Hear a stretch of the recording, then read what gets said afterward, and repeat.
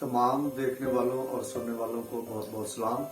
मैं बाबू दाऊद बख्शी एक नई वीडियो के साथ, और आज इस वीडियो में मैं बात करने जा रहा हूँ तवक्कल, जो ईमान और भरोसे की कैटेगरी में ही ये लफ्ज आता है कि हम कितना तवक्कल रखते हैं, खुदा पर हमारा कितना तवक्कुल है, और हम अपने खानदान में, अपने बहन भाइयों, अपने रिश्तेदारों और अपने अजीज़ो कारब में रहते हुए हम एक दूसरे पर कितना तवक्कुल रखते हैं।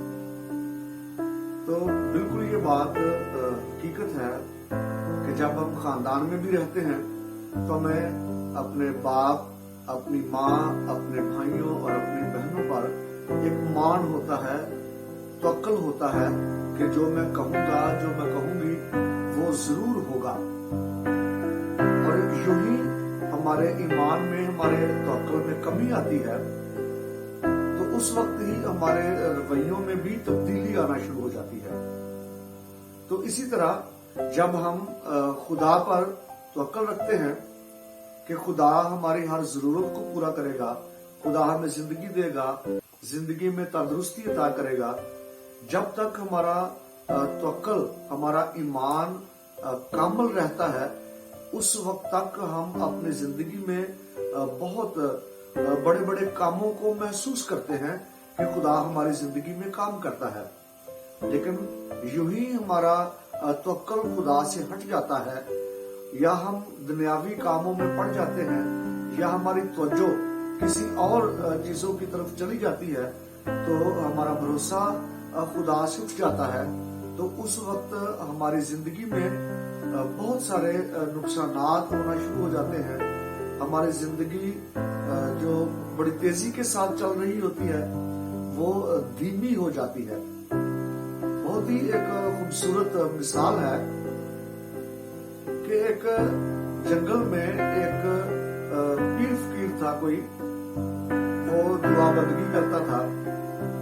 तो एक खातून उसे खाना देने के लिए जाया करती थी, और यहाँ पर जो पीर था बैठा था, उससे पहले एक नदी थी, और नदी को पार करके फिर वो औरत अपने पीर तक खाना पहुंचाती थी। तो उसे इंतजार करना पड़ता था कि कोई कश्ती आए तो तब मैं वो नदी पार करूं या दरिया को पार करूं। तो अक्सर ही खाना लेट हो जाता था। तो जो पीर था उसने उस खातून को झिड़कना कि तुम लेट क्यों आती हो, क्यों इतनी देर लग जाती है, मुझे भूख लगती है, मैं इंतजार करता हूं। तो खातून ने बताया कि बाबा जी, मेरे पास कोई अपनी कश्ती नहीं है, मुझे किसी का इंतजार करना पड़ता है, कभी वो देर से आती है, कभी जल्दी आ जाती है, तो इसलिए मैं खाना लाने में ताखीर कर जाती हूँ। तो बाबा ने बड़े ही अच्छे अंदाज में उसे समझाया कि बेटा, अगर तुम्हारा ईमान हो, कामिल हो, अच्छा सच्चा ईमान हो, तो तुम पानी पर चलकर भी आ सकती हो। उस खातून के ज़हन में, दिल में ये बात बैठ गई कि वाकई ही शायद मेरा ईमान कमजोर है, कच्चा है।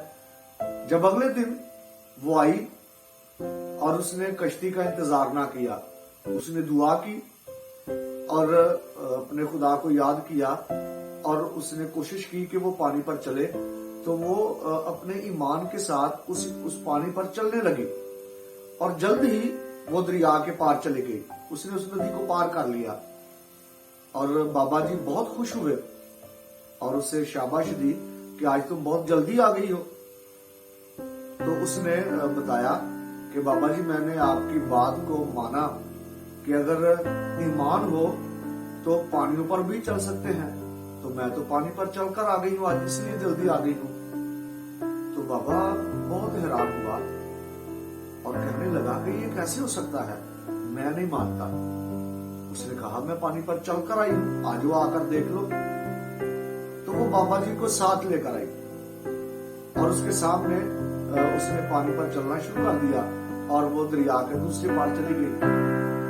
اور اس نے اپنے اس پیر کو بھی دعوت دی کہ میں نے آپ سے ایمان سیکھا ہے، آپ سے پایا ہے، آپ بھی پانی پر چل کر آؤ۔ تو لیکن بابا جو تھا وہ ڈرنے لگا، لیکن وہ یہ بھی چاہتا تھا کہ اس کی شاگرد جو ہے اس کے سامنے اس کی بے عزتی نہ ہو، تو اس نے کوشش کی۔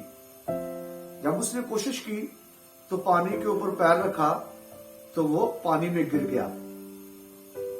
یہ بات ایک بات یہاں پر بہت اچھی ایک یاد آتی ہے، بہت اچھا محاورہ ہے کہ پیر کامل نہیں ہوتا، یقین کامل ہوتا ہے۔